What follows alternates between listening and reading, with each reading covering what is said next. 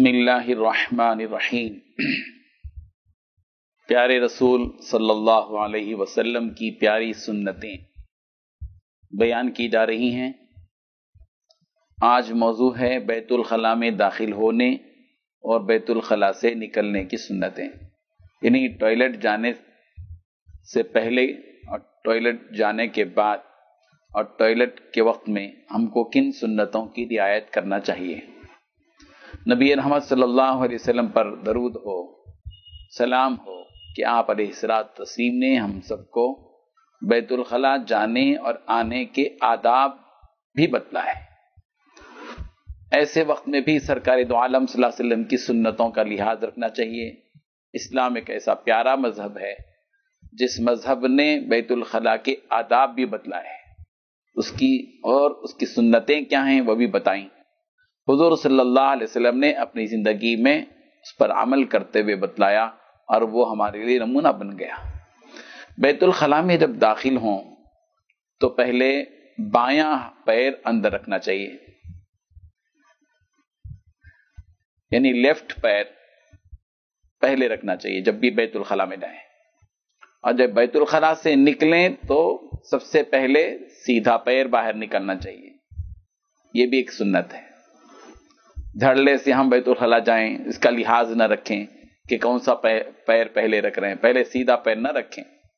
بیت الخلاء میں جب بھی جائیں پہلے بایاں پیر رکھیں۔ اور بیت الخلاء میں جانے سے پہلے ایک دعا ہے جس کا پڑھنا سنت ہے۔ مسلم اور بخاری شریف دونوں میں بھی یہ روایت موجود ہے کہ اللہ کے رسول صلی اللہ علیہ وسلم نے ہم سب کو سکھلایا کہ ہم یہ دعا پڑھیں، اللہم انی اعوذ بک من الخبث والخبائث۔ اس دعا کے پڑھنے سے آدمی شیطانی خباثتوں سے محفوظ رہتا ہے۔ اور جب بیت الخلاء سے واپس آئیں تو غفرانک یہ کہنا چاہیے، غفرانک۔ اور ایک دعا بھی ہے، الحمدللہ الذی اذھب عنی الاذی وعافانی۔ ضرورت سے فارغ ہونے کے بعد یہ جو دعا پڑھی جاتی ہے اس میں اللہ تبارک و تعالیٰ کا گویا ایک شکر ہے کہ اللہ تعالیٰ نے جو گندگی پیٹ میں موجود تھی وہ جو چلی گئی، اگر وہ رک جاتی تو کس قدر نقصان دہ اور تکلیف دہ تھی، لیکن اللہ تعالیٰ نے ایک نظام بنایا ہے جسم کا جس کے ذریعے سے وہ نجاست دور ہو جاتی ہے۔ تو اللہ کا بندہ اس نعمت کا استحضار کرے جب ضرورت سے فارغ ہو، اور یوں دعا کرے کہ الحمدللہ الذی اذھب عنی الاذی۔ تمام تعریف اس اللہ کے لیے ہے جس نے اذیت سے، تکلیف سے مجھ سے تکلیف کو دور کر دیا، وعافانی، اور مجھ کو عافیت بخشی۔ ضرورت سے جب فارغ ہوں، یعنی ضرورت سے فارغ ہوتے ہوئے نہ تو اپنا چہرہ قبلے کی طرف کرنا چاہیے اور نہ ہی پیٹھ قبلے کی طرف کرنا چاہیے، اسی لیے کہ حضور صلی اللہ علیہ وسلم نے اس سے منع فرمایا۔ اللہ کے رسول صلی اللہ علیہ وسلم نے ارشاد فرمایا، اذا اتیتم الغائط فلا تستقبلوا القبلة ولا تستدبروها۔ امام بخاری اور مسلم دونوں نے اس کو روایت کیا ہے کہ سرکار نے فرمایا جب تم ضرورت سے فارغ ہونے کے لیے جاؤ تو فلا تستقبلوا القبلہ، تم قبلے کی طرف نہ منہ کرو، ولا تستدبروها، اور نہ قبلے کی طرف پیٹ کرو۔ اور حضرت سلمان رضی اللہ عنہ فرماتے ہیں کہ حضور صلی اللہ علیہ وسلم نے ہمیں داہنے ہاتھ سے استنجا کرنے سے منع فرمایا، یعنی استنجا جو کیا جائے گا سیدھے ہاتھ سے استنجا نہیں کیا جائے گا بلکہ بائیں ہاتھ سے استنجا کر کیا جائے گا، چونکہ سیدھا ہاتھ جو ہے وہ کھانے کے لیے ہے، اچھے کاموں کے لیے ہے، اور جو جس میں نجاست وغیرہ کا معاملہ ہوتا ہے اس لیے بائیں ہاتھ کو استعمال کرنے کا حکم دیا۔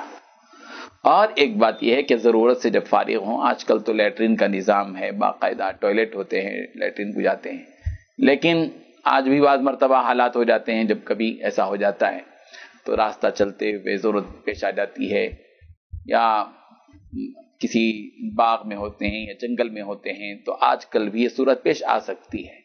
تو اسی لیے لوگوں کے راستہ چلنے کی جگہ ضرورت سے فارغ نہیں ہونا چاہیے، اس لیے کہ اس سے لوگوں کو گھن آتی ہے، لوگوں کی تکلیف کا اور اذیت کا باعث ہوتا ہے۔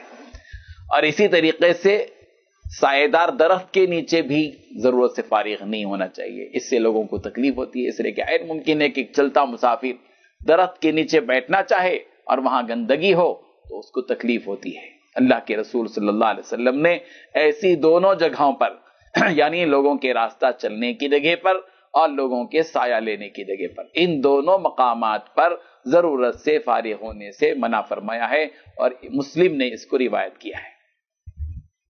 چنانچہ ایسی جگہ ضرورت سے فارغ ہونا چاہیے جہاں کوئی دیکھ نہ سکے۔ بے حیائی کے ساتھ لوگوں کے سامنے سرے راہ بیٹھ جانا، ضرورت سے فارغ ہونا، یہ بے حیائی کی بات ہے۔ حیا کا تقاضا یہ ہے کہ اتنی دور ہم جائیں جہاں پر کہ ہم کو کوئی دیکھ نہ سکے۔ آج کل تو بلڈنگز اور کمپلیکس اور گھروں کے اندر چونکہ ٹوائلٹ ہوتے ہیں اور وہاں اس بات کے بیان کرنے کی حاجت نہیں ہوتی لقطان، لیکن بعض مرتبہ ایسی جگہ ہوتی ہے جہاں ضرورت سے آدمی کو مجبوراً فارغ ہونا پڑتا ہے، تو اس کو چاہیے کہ اتنی دور جائے کہ کوئی دیکھ نہ سکے۔ حضرت جابر رضی اللہ عنہ فرماتے ہیں کہ حضور صلی اللہ علیہ وسلم رفع حاجت کرنے کا ارادہ فرماتے تو اتنی دور تک جاتے تھے کہ جہاں آپ صلی اللہ علیہ وسلم کو کوئی دیکھ نہیں سکتا تھا۔ ابو داؤد نے اس کو روایت کیا۔ اور جب ضرورت سے فارغ ہوں تو بیٹھ کر ضرورت سے فارغ ہوں، کھڑے کھڑے ضرورت سے فارغ ہونا مناسب نہیں۔ حضرت عمر رضی اللہ عنہ فرماتے ہیں کہ ایک دن حضور صلی اللہ علیہ وسلم نے مجھ کو اس حال میں دیکھا کہ میں کھڑا ہوا پیشاب کر رہا تھا، تو فرمایا اے عمر کھڑے ہو کر پیشاب نہ کیا کرو۔ چنانچہ اس کے بعد میں نے کبھی کھڑے ہو کر پیشاب نہیں کیا۔ حضرت عمر رضی اللہ عنہ فرماتے ہیں، یہ ترمذی میں بھی موجود روایت، ابن ماجہ میں بھی موجود ہے۔